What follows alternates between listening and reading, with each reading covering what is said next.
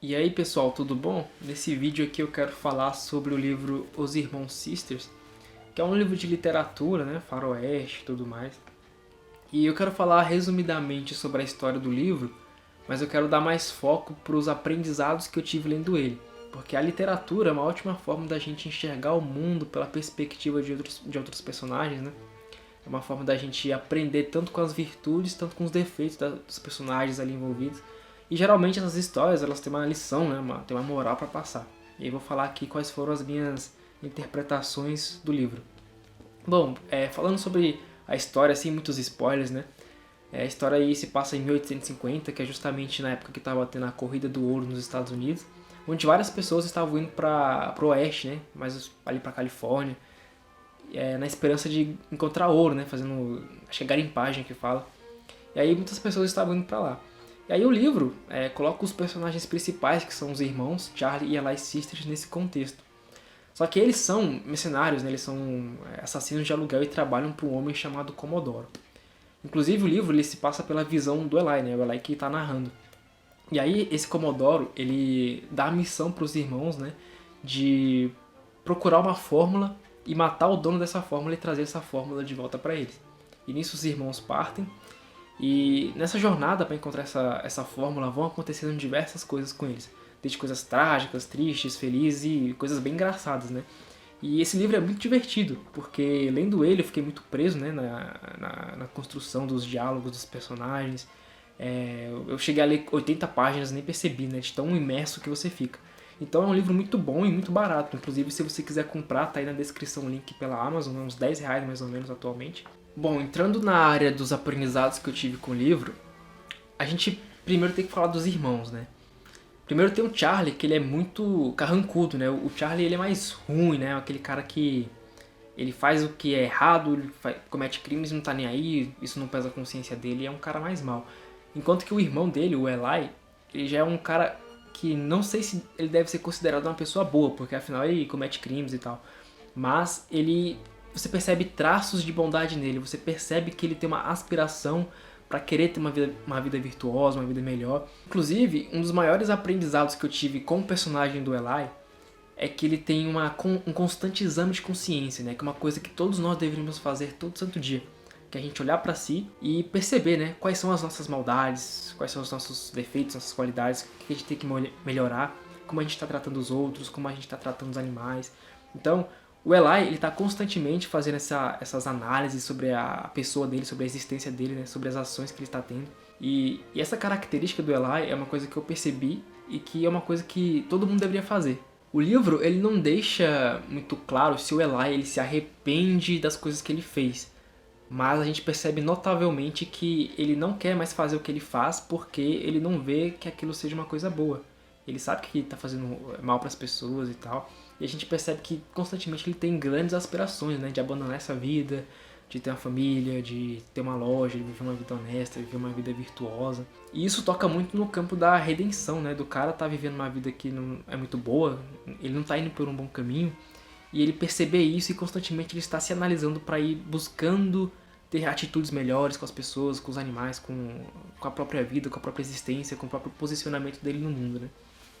Então essa é uma característica do Eli que notavelmente a gente admira, né? Outra coisa que a gente percebe nele é que ele é muito caridoso, né? Então nós vemos que ele sente um peso na consciência e aí ele busca fazer caridade, ele busca ajudar as pessoas, tratar as pessoas bem. E essa caridade é uma forma de a gente limpar a nossa alma, de a gente limpar a nossa sujeira. Tanto que para os cristãos a caridade é justamente isso, né? A gente se limpar, né? Limpar a nossa soberba, nosso egoísmo, e a gente olhar para o próximo de forma mais caridosa, de forma com mais empatia. E a gente percebe que o Eli, para limpar essa sujeira, ele pratica bastante a caridade, né? E no livro como um todo, né? Tanto na parte que o Eli está falando, tanto na parte que outros personagens estão falando, a gente percebe que o livro tem vários diálogos filosóficos que tocam em questões existenciais, né? E em questões morais também. Que nem eu disse, é aquele como eu estou tratando os animais, como eu estou tratando as pessoas, como é que eu estou vivendo a minha vida, se é uma vida virtuosa, uma vida que eu busco fazer o bem, ou se é uma vida que eu estou fazendo mal para as pessoas. Então o livro, ele mexe muito com essa questão existencial do homem. Tanto que tem uma parte que o Eli fala assim, ó: para mim, sorte era algo que você merecia ou inventava através da força do seu caráter. era preciso chegar a ela honestamente. Não dava para enganar ou blefar para consegui-la. Então nós temos diversos diálogos nesse estilo. Inclusive tem uma parte aqui do livro que eu até postei no meu Instagram quando eu li, que é uma reflexão do Eli, né? Ele fala assim, ó: o fulano de tal parecia contente ao pensar em seus sucessos e sentia uma poderosa inveja enquanto o observava. Ele estava colhendo os benefícios tanto monetários como espirituais de seu trabalho e de sua inteligência. Isso me fazia pensar em meu próprio caminho, que, por comparação, era ainda menos inteligente e mais desalmado. Então ele está constantemente fazendo essas análises dele mesmo, né? E reconhecendo o que é o bem, o que é a virtude, e buscando aos poucos e seguindo aquele caminho. Tanto que tem outra citação onde ele consegue reconhecer a própria maldade, né, do antigo eu.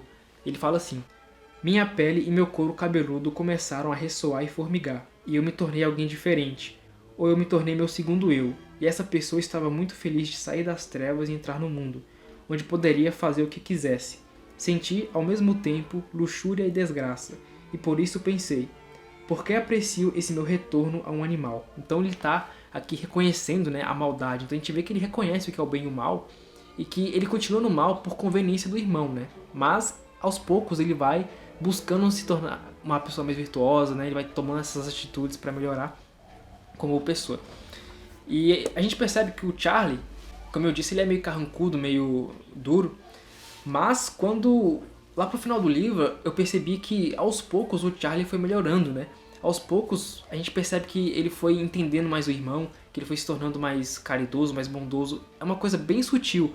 E por quê? Isso mostra que a bondade e o exemplo do irmão, Eli, acabou moldando um pouco o Charlie, né? Pelo exemplo, o Charlie foi aos poucos mudando. Até que acontece algumas coisas, depois acontece algumas coisas, né? Mas que influenciam o Charlie também, mas a gente percebe que o Eli em si, ele só pelo exemplo ele começa a ter mais um pouco de a causar um pouco de compaixão no irmão dele, né? Que é mais insensível. Mas enfim, nisso vão acontecendo várias coisas durante o livro, e pra você saber você vai ter que ler o livro, né? Que eu não vou dar spoilers aqui, porque pode acabar com a sua experiência. Mas no geral, no plano geral, eu percebi que o livro ele faz uma crítica à ganância, né? Então o livro critica que você querer o dinheiro pelo dinheiro acima de qualquer coisa vai te prejudicar tanto fisicamente como espiritualmente. E você vai perceber isso quando você lê o livro em diversos personagens, né, que são gananciosos e acabam se dando mal, né? E você vai perceber que talvez a crítica central do livro foi mostrar essa análise existencial do homem e também mostrar como a ganância pode acabar com a vida espiritual e material do homem. E aí é como se fosse aquela lição de moral, né, dos criminosos. Os criminosos querem ganhar tudo fácil, e quando eles ganham, isso também se vai fácil, né? E também eles acabam se dando mal, né? Porque todas as coisas ruins que eles vão fazendo vão se somando e eles acabam perdendo coisas importantes na vida deles, né? E você, quando lê, vai perceber isso. Eu não posso dar mais detalhes, porque tem toda essa questão dos spoilers e tal, né? Enfim, fazendo uma conclusão, obviamente a gente tem que saber o que filtrar desses livros, né? A gente deve filtrar somente as virtudes e aprender com os erros dos personagens e tal. Por exemplo, no livro tem um personagem que ele é ateu, né? E ele usa aquele argumento, né? Tipo, esse personagem ele sofre e vê pessoas sofrendo. Então, ele usa o sofrimento como justificativa para negar a Deus, por exemplo. E obviamente eu não concordo com esse argumento que o personagem usou. Por quê? Porque o sofrimento ele tende a fazer o homem se corromper e se destruir. O sofrimento ele faz com que o homem se perca, né? Então a gente vê pessoas que sofrem buscando escapes, como vícios, fazendo coisas ruins, como justificativa, né? E justamente isso, esse sofrimento fez o personagem perder a fé. Então olha só que interessante, como o sofrimento tende a fazer o homem a se destruir, quando Cristo assume a nossa humanidade e sofre como a gente, isso mostra que se o sofrimento for abraçado e for abraçado com sentido, o sofrimento ele não mais vai fazer com que o homem se perca, o sofrimento vai fazer com que o homem faça uma análise existencial, vai fazer com que o homem se torne mais virtuoso, vai fazer com que o homem se santifique. Então, se o sofrimento ele é abraçado por consentido, ele é abraçado por amor a Cristo, ele pode fazer com que o homem se desenvolva, né? Então o personagem aí ele usou o sofrimento para perder a fé, né? Para justificar a falta de fé. E muitas pessoas fazem isso, inclusive.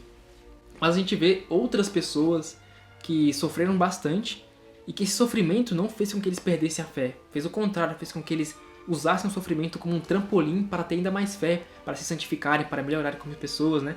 para serem pessoas mais virtuosas e tal. Por exemplo, Maria, né? Maria vendo Jesus sofrendo lá, ficou aos pés da cruz. Nós vemos aí Santa Teresinha, né? Que estava com tuberculose, sofrendo.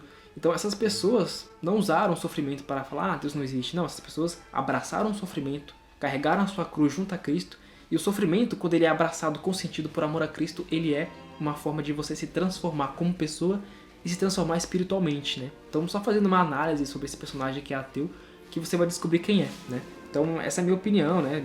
A minha análise sobre tudo isso. Mas enfim, isso aqui é só uma nota de rodapé, né? Pra deixar vocês vacinados contra essa ideia, porque o cara, ele sofre um pouquinho, já usa isso pra justificar a falta de fé. Enquanto isso, nós temos os inúmeros mártires, pessoas que morreram, foram perseguidas, pessoas que sofreram bastante e nem por isso eles perderam a fé, né?